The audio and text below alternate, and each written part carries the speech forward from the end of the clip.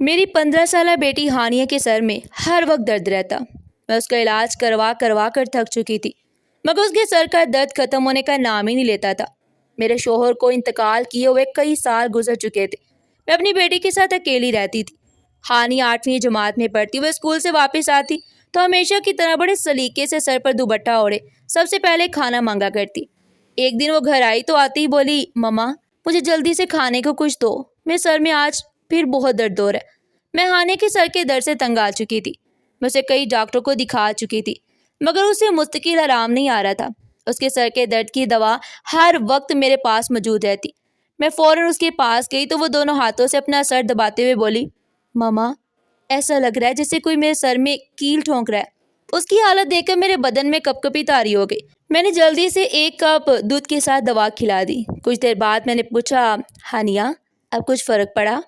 اس نے اس بات میں سر ہلا اور بولی، مما اب میں پہلے سے بہتر ہوں۔ میں نے کہا چلو اب ڈاکٹر کے پاس چلتے ہیں، لیکن اس نے نفی میں سر ہلا دیا۔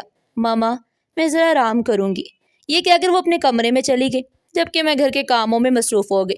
مگر میرا دل مسلسل پریشان تھا، نہ جانے میری بیٹی کو آخر کیا ہو گیا تھا۔ شام کو جب ہانیہ اپنے کمرے سے باہر آئی تو وہ بالکل تر و تازہ لگ رہی تھی۔ اسے ہنستا ہوا دیکھ کر مجھے ایک بار پھر سکون محسوس ہوا۔ اگلے دن ہانیہ اسکول گئی، مگر واپسی پر ایک بار پھر اس کے سر میں شدید درد ہونے لگا۔ میں نے اسے کہا چلو ڈاکٹر کے پاس چلتے ہیں۔ یہ سنتے وہ پھوٹ پھوٹ کر رونے لگی۔ مما اگر آپ مجھے ڈاکٹر کے پاس لے گئیں تو میرا مرا ہوا منہ دیکھیں گی۔ میں ڈاکٹر کے پاس جا کر تھک چکی ہوں۔ میں نے جلدی سے اسے دوا کھلائی اور کہا تم کوئی دن اسکول نہیں جاؤ گی، لیکن وہ پھر رونے لگی۔ مما میں اسکول سے چھٹی نہیں کر سکتی۔ اس بار مجھے بھی غصہ آ گیا۔ میں نے کہا میں کل تمہیں ہرگز اسکول نہیں جانے دوں گی، بلکہ کل کسی بڑے ڈاکٹر سے تمہارا چیک اپ کروانے لے جاؤں گی۔ میری بات سن کر ہانیہ خاموش ہو گئی۔ اگلے دن ہانیہ نے مجھ سے کہا مما آج ناشتہ میں بناؤں گی۔ میری بیٹی ہانیہ بہت اچھے پراٹھے بناتی تھی۔ میں نے مسکرا کر کہا ٹھیک ہے، آج تم ناشتہ بناؤ، میں آرام کروں گی۔ میں کچن میں اس کے پاس ہی کھڑی تھی۔ ہانیہ ناشتہ بنا رہی تھی کہ اچانک وہ ایک دم زمین پر گر پڑی اور بے ہوش ہو گئی۔ اسے بے ہوش دیکھ کر میرے تو ہوش ہی اڑ گئے۔ میں نے چیخ چیخ کر پورا محلہ اکٹھا کر لیا۔ اللہ بھلا کرے میری پڑوسن کا، جسے فوراً شور مچا کر ایمبولینس بلانے کو کہا۔ تقریباً آدھے گھنٹے بعد ایمبولینس پہنچی اور میری بچی کو ہاسپٹل لے جایا گیا۔ اس کے بعد کے تمام مراحل میرے لیے انتہائی مشکل تھے، مگر سب سے زیادہ خوفناک لمحہ وہ تھا جب ڈاکٹر نے میری بچی کو دیکھ کر کہا یہ کوما میں چلی گئی ہے۔ اس کے بارے میں ابھی کچھ نہیں کہا جا سکتا۔ کوما کے مریضوں کو کئی سال تک ہوش نہیں آتا۔ یہ سن کر میں تھر تھر کانپنے لگی۔ میری حالت دیکھ کر ڈاکٹر نے میرے کندھے پر ہاتھ رکھا اور کہا آپ اپنی بیٹی کا صدقہ دیں، صدقہ دینے سے اللہ بڑی بلا بھی ٹال دیتا ہے۔ یہ کہہ کر ڈاکٹر آگے بڑھ گئے۔ اب میں بالکل ہمت ہار چکی تھی۔ میں اپنی بیٹی کے پاس بیٹھ کر کافی دیر تک روتی رہی۔ مجھے کسی چیز کا ہوش نہیں تھا۔ شام کے قریب ایک نرس میرے پاس آئی اور تسلی دیتے ہوئے بولی آپ روئیں نہیں، بس دعا کریں، اللہ تعالیٰ ماں کی دعا بہت سنتا ہے۔ میں اپنی بیٹی کی صحت یابی کے لیے اللہ تعالیٰ سے گر گرا کر دعائیں مانگنے لگی۔ کچھ دیر بعد میں ہاسپٹل سے باہر آ گئی۔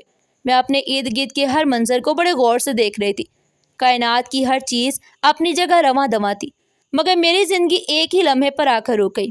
میں نے بے بسی سے اپنی آنکھیں ملی۔ اسی وقت مجھے محسوس ہوا جیسے کوئی میرے بہت قریب آ کر کھڑا ہو گیا ہو۔ میں نے سنبھل کر دیکھا تو ایک فقیر میرے سامنے کھڑا تھا۔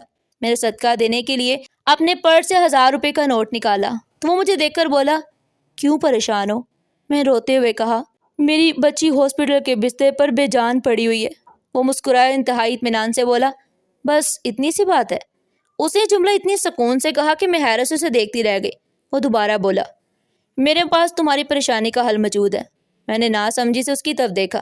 وہ بولا تم اسے نکاح کر لو، نکاح کر کے جب تم واپس ہاسپٹل جاؤ گی تو تمہاری بیٹی بالکل ٹھیک ہو جائے گی اور اس کے سر کا درد بھی ہمیشہ ہمیشہ کے لیے ختم ہو جائے گا۔ فقیر کی بات سن کر میرے پیروں تلے سے زمین نکل گئی، کیونکہ میں نے اسے اپنی بیٹی کے سر درد کے بارے میں ایک لفظ بھی نہیں بتایا تھا۔ میں نے اس کی بات پر یقین کرنا چاہا، مگر پھر بھی پوچھ بیٹھی تم یہ سب اتنے یقین سے کیسے کہہ سکتے ہو؟ وہ بولا میں کام کرنے سے پہلے بڑے بڑے دعوے نہیں کرتا۔ اگر میری بات پر یقین نہیں ہے تو مجھے آزما کر دیکھ لو۔ میں نے ایک لمحہ بھی ضائع نہیں کیا۔ میں نے کہا مجھے اپنے ساتھ لے چلو، میں نکاح کرنے کے لیے تیار ہوں۔ اس نے اس انداز میں اپنے کندھے اچکائے جیسے اسے میری کسی بات سے کوئی خاص سروکار ہی نہ ہو۔ پھر وہ آگے چلنے لگا اور میں خاموشی سے اس کے پیچھے پیچھے چلتی رہی۔ میرے دل میں صرف ایک ہی خیال تھا اگر اس فقیر کی بات سچ ثابت ہو گئی تو میں اسے اپنا محسن سمجھوں گی، اسے سر آنکھوں پر بٹھا کر رکھوں گی۔ مجھے کیا معلوم تھا کہ جس شخص کو میں اپنی بیٹی کی زندگی بچانے والا فرشتہ سمجھ کر اس کے پیچھے جا رہی تھی، وہ میری زندگی میں ایسا راز لے کر داخل ہونے والا تھا جس کا تصور بھی میں نے کبھی نہیں کیا۔ وہ فقیر مجھے ایک مسجد میں لے گیا۔ وہاں اس نے مولوی صاحب سے کہا، میرا اس خاتون کے ساتھ نکاح پڑھوا دو۔ مولوی صاحب نے عجیب سی نظر سے مجھے دیکھا، جیسے تصدیق کرنا چاہتی ہوں کہ کہیں میں پاگل وغیرہ تو نہیں ہوں، کیونکہ مجھ جیسی خوبصورت اور باوفا عورت ایسے میلے کچیلے فقیر کے ساتھ شادی کیسے کر سکتے تھے؟ یہ تو ایک عجیب ہی بات تھی۔ خیر، مولوی صاحب نے وقت ضائع کرنے کی بجائے میرا نکاح اس فقیر کے ساتھ پڑھوا دیا۔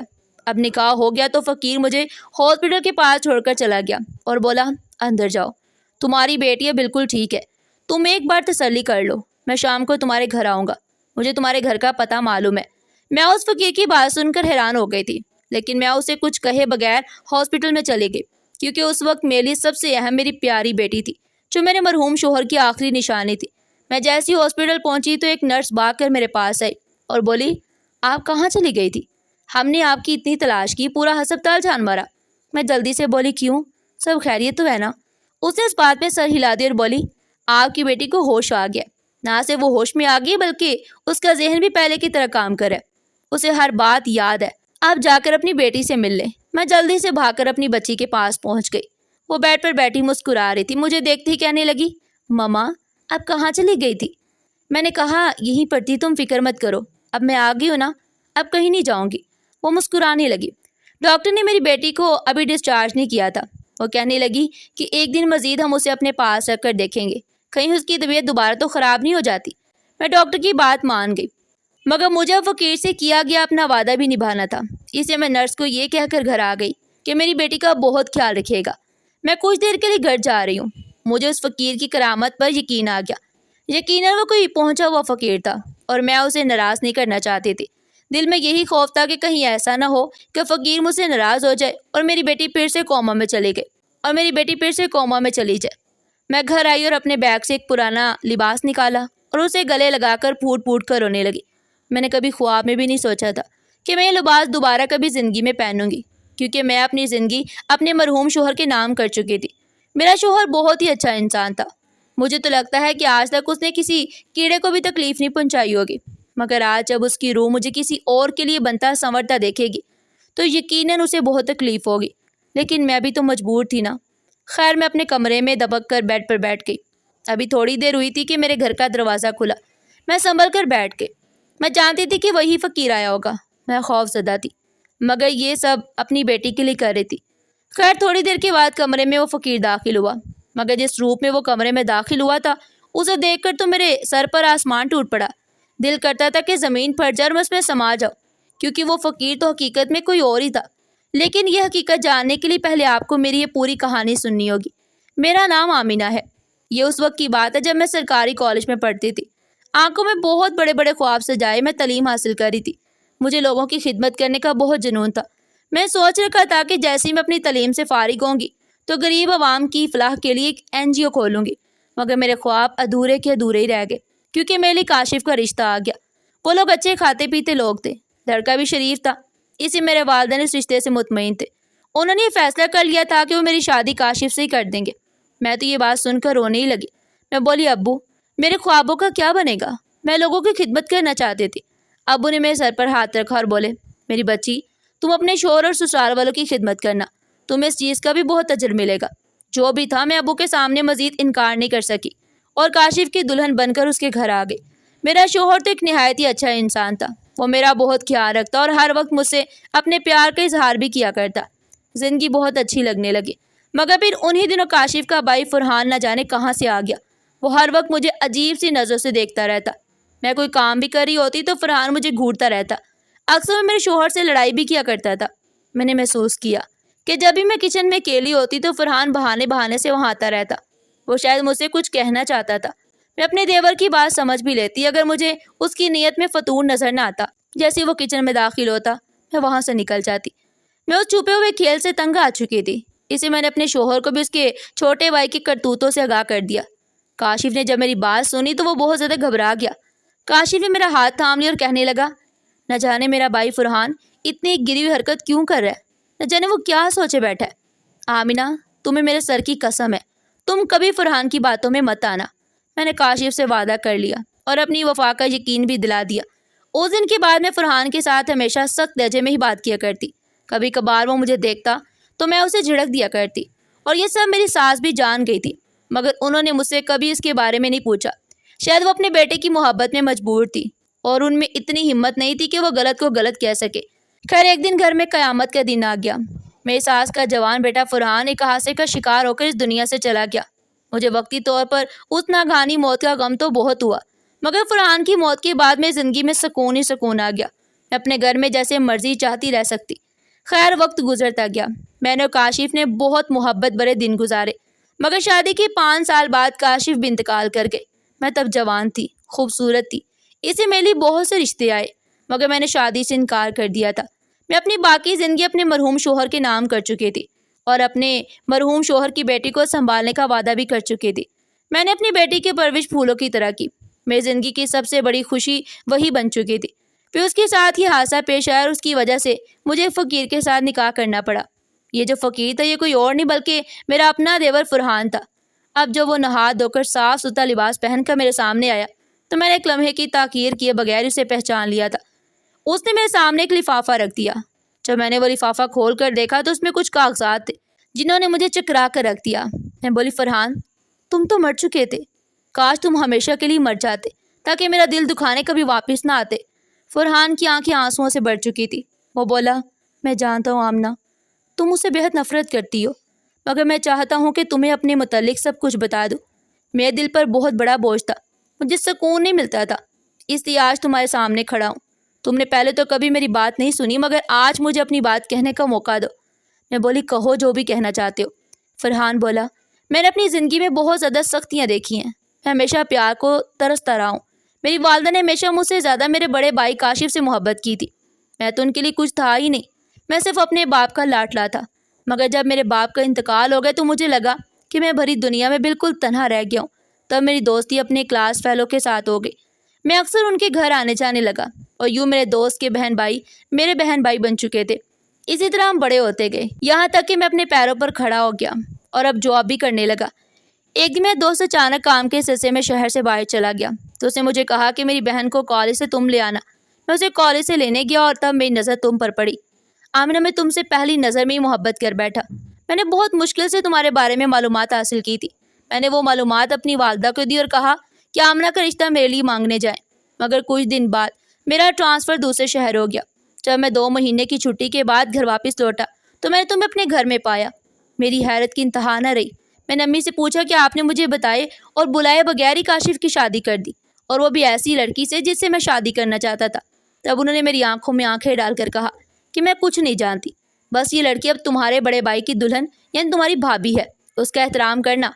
मैं हैरान था कि मेरी माँ मेरे साथ ऐसा कैसे कर सकती है। मैंने काशिफ से बात की, उसने भी मेरा मजाक उड़ाया और कहने लगा, अब तुम हाथ मलने के अलावा कुछ नहीं कर सकते। मैं सोचा कि काशिफ की हकीकत तुम्हें बता दूं, मगर तुमने भी मेरी बात नहीं सुनी। फिर एक दिन मैं काम से वापस लौट रहा था कि अचानक कुछ नौजवान मुझे मोटे मोटे डंडों से मारने लगे।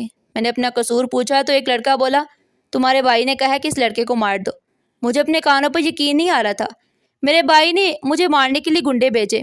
एक गुंडे का डंडा मेरे सर पर लगा और मैं बेहोश हो गया। मैं सिर्फ बेहोश नहीं हुआ था बल्कि कोमा में चला गया था, और पूरे 12 साल बाद जब मैं ठीक हुआ तो मेरी दुनिया बदल चुकी थी। मैं अपनी जवानी हॉस्पिटल के बेड पर पड़े पड़े गंवा चुका था। मैं अपने एक अजीज़ के घर गया तो मुझे पता चला कि मेरी माँ और मेरा भाई काशिफ दोनों इंतकाल कर चुके हैं, और मुझ पर एक और हकीकत भी खुली कि मेरे वालिद ने 2 शादियाँ की थी। काशिफ की माँ मेरे अब्बू की दूसरी बीवी थी। मेरी माँ तो मुझे जन्म देते हुए इंतकाल कर गई। उस वक्त अब्बू ने मुझे दूसरी अम्मी की गोद में डाल दिया, मगर वो सारी ज़िंदगी मुझे कबूल नहीं कर पाई। उन्होंने मेरी नफ़रत काशिफ के दिल में भी डाल दी। मेरी माँ का बदला उन्होंने मुझसे लिया। उन्होंने मेरी मोहब्बत की शादी अपने बेटे से करवा दी। अब मेरे अंदर भी इंतकाम की आग जल रही थी। मैं काशिफ से अपना बदला लेना चाहता था, मगर वो इंतकाल कर चुका था। इसे मैंने सोचा कि मैं उसकी बेटी की ज़िंदगी तबाह व बर्बाद कर दूंगा। मैं स्कूल से वापसी पर तुम्हारी बेटी को बहाने से एक रुमाल सुंघा देता था। उस पर ऐसा केमिकल लगा होता जिसकी वजह से तुम्हारी बेटी के सर में हर वक्त दर्द रहता, और उसका असर 1 हफ्ते तक रहता। 1 हफ्ते बाद फिर मैं तुम्हारी बेटी के करीब से गुजरता और वही रुमाल उसे दोबारा सुंघा देता। इसी वजह से तुम्हारी बेटी बेहोश हुई थी। میں نے پیسوں کا لالچ دے کر ہاسپٹل کے عملے کو اپنے ساتھ ملا لیا۔ میں نے ان سے کہا تھا کہ آپ نے اس لڑکی کے بارے میں یہی کہنا ہے کہ کوما میں ہے۔ میں کاشف کی بیٹی کی جوانی ہاسپٹل کے بیڈ پر برباد کرنا چاہتا تھا۔ میں بیس بدل کر ہاسپٹل آیا تو تمہیں روتا دیکھ کر میں گھبرا گیا۔ میں نے خود پر لعنت ملامت کی۔ میں یہ کیا کرنے جا رہا ہوں؟ میں تو اپنی محبت کو ہی تکلیف پہنچا رہا ہوں۔ اسے میں نے ناٹک کیا اور تمہیں کہا کہ تم مجھ سے نکاح کر لو، تمہاری بیٹی کو ہوش آ جائے گا۔ تم نکاح کر کے ہاسپٹل پہنچی، لیکن تم سے پہلے ہی میری کال پہنچ گئی تھی۔ میں نے ان لوگوں سے کہہ دیا تھا کہ آج بچی کو بے ہوشی کا انجیکشن ہی لگانا۔ آمینہ، میں تمہیں طلاق دیتا ہوں اور اس لفافے میں طلاق کے کاغذات بھی رکھتی ہیں۔ میں اب ہمیشہ ہمیشہ کے لیے یہاں سے جا رہا ہوں۔ فرحان یہ کہہ کر چلا گیا تھا، مگر اپنے پیچھے بہت زیادہ اندھیرا چھوڑ گیا تھا۔ میں نے اپنے دل میں کاشف کی محبت کا جو بت بنا رکھا تھا وہ ٹوٹ چکا تھا۔ وہ ایک اچھا انسان تو کیا، انسان کہلانے کے بھی قابل نہیں تھا۔ میں نے اس کی خاطر اپنی زندگی جو تباہ کی، وہ میری سب سے بڑی غلطی تھی۔ میرے دل میں فرحان کے لیے ایک نرم گوشہ پیدا ہو گیا۔ نہ جانے وہ مجھے طلاق کیوں دے گیا تھا۔ اگر وہ مجھے طلاق نہ دیتا تو شاید میں اسے اپنا لیتی۔ میں آج بھی جب اس کے بارے میں سوچتی ہوں تو غصے اور الجھن میں پڑ جاتی ہوں۔ آج اس بات کو کئی سال بیت چکے ہیں۔ فرحان مجھے دوبارہ کبھی نظر نہیں آیا۔ میری بیٹی ہانیہ اب بالکل ٹھیک ہے۔ ناظرین، آپ کو ہماری آج کی یہ کہانی کیسی لگی؟ کمنٹ سیکشن میں اپنی قیمتی رائے کا اظہار ضرور کیجیے گا، اور اس طرح کی مزید سبق آموز اور دلچسپ کہانیاں سننے کے لیے چینل کو سبسکرائب کریں، ویڈیو کو لائک کریں اور زیادہ سے زیادہ شیئر کریں۔ پھر ملتے ہیں ایک نئی اور سبق آموز کہانی کے ساتھ۔